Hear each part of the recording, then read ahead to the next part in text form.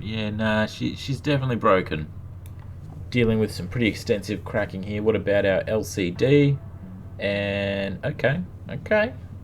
Look, I can't really tell if that Mario foot being under there is cracked or not on the LCD. So let's try a different app. Ah, of course, doesn't actually work. Here we go.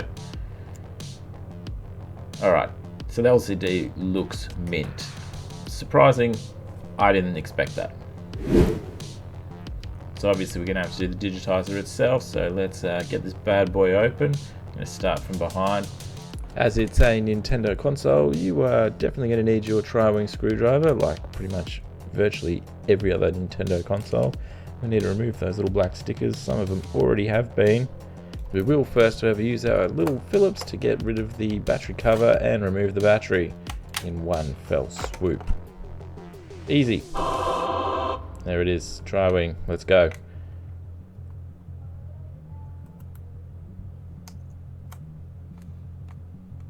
Do not remove those plastic ones. There is nothing behind there. I've made that mistake before.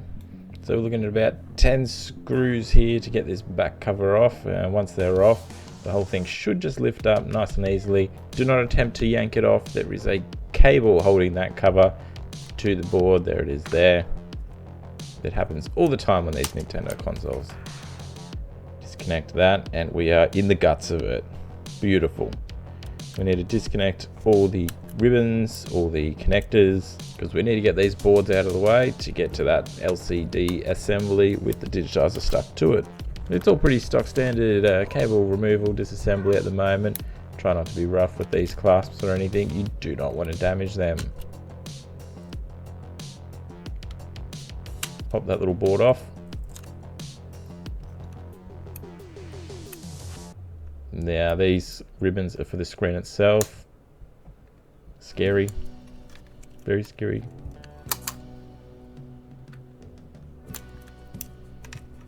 Another little board. More cables, connectors, clasps.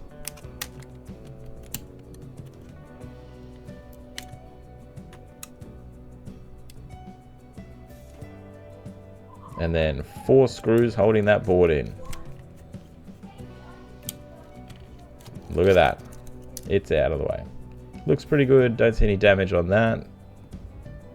Now we need to remove this grey mid-frame plasticky piece with 4 screws and it will lift up. Careful of the cables around it and in it. Beauty. Just going to push on the actual screen from the front of the console now. And that whole screen assembly just pops straight out. There you go. We can see it in all its broken glory.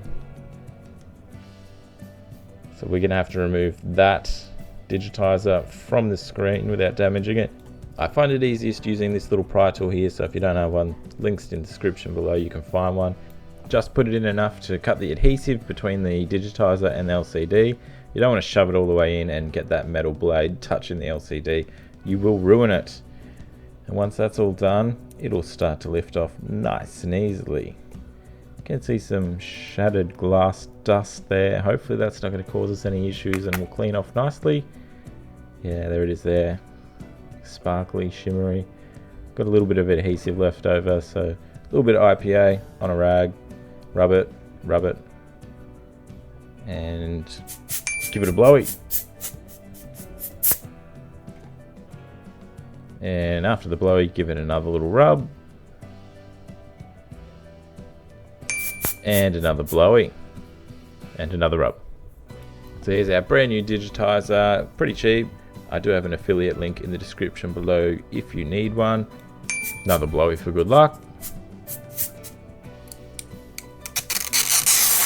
Just got to peel the protective layer from the inside there before giving it another quick blowy. I don't want any dust between the 2 layers.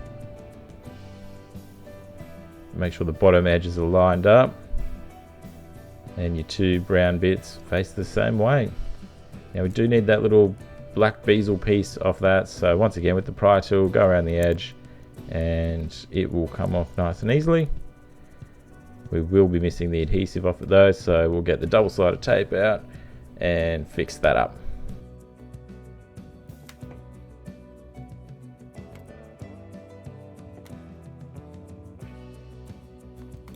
So you can actually start by putting the little bezel piece back in first and then lining it up. Beautiful. Take off the protective layer off the front screen this time.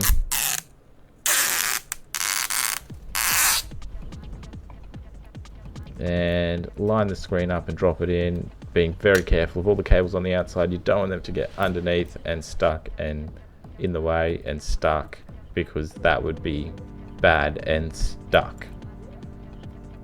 And we can flip it over and see it lines up beautifully. It's a thing of beauty. Hello. Now we can start plugging everything back in.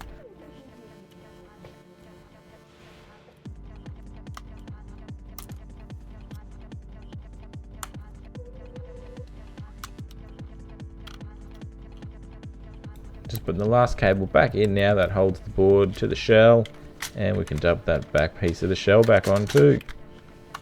Screw it in. Battery in.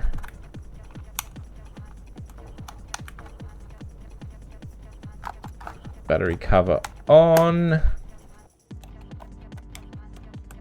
We interrupt this repair to bring you a quick word from our sponsor, PCBWay. Are you ready to revolutionize your 3D printing process with PCBWay's state-of-the-art 3D printing services? Precision meets speed as their cutting-edge technology transforms your visions into reality. From small projects to large ones, they deliver unparalleled quality with every print. Whether you're a startup, entrepreneur, or a seasoned industry leader, unlock unlimited possibilities with PCBWay. Say goodbye to long lead times and hello to rapid results. With their expert team and advanced machinery, your projects are in safe hands. Now, even if you're not after any 3D printed stuff, they also have a web store which stocks awesome tools, toys and merch, so there is something for everyone. And now we're all back together. Let's give it a test. Whee, it's still turning on. That's a good start. Of course, this is not connected to any Wii U console. Please hold. Now I'm just syncing it up to the console. It's actually the white console I repaired the HDMI on a few weeks ago now, maybe a couple of months, I can't even remember. There it is. Alright, it's responding to touch and it's all on, that's good, but we are not done. We need to calibrate the digitizer. So go into your system settings, go into the one about the gamepad and hit calibrate touch screen. It does want you to use a stylus, so if you got one handy, use it, and you just touch the points that flash on the screen. It's pretty much the same process as like a DS Lite and a 3DS, just on a bigger screen. And once this is complete, the process is all done, so don't forget to like, subscribe, drop a comment down below what you thought, and mission success!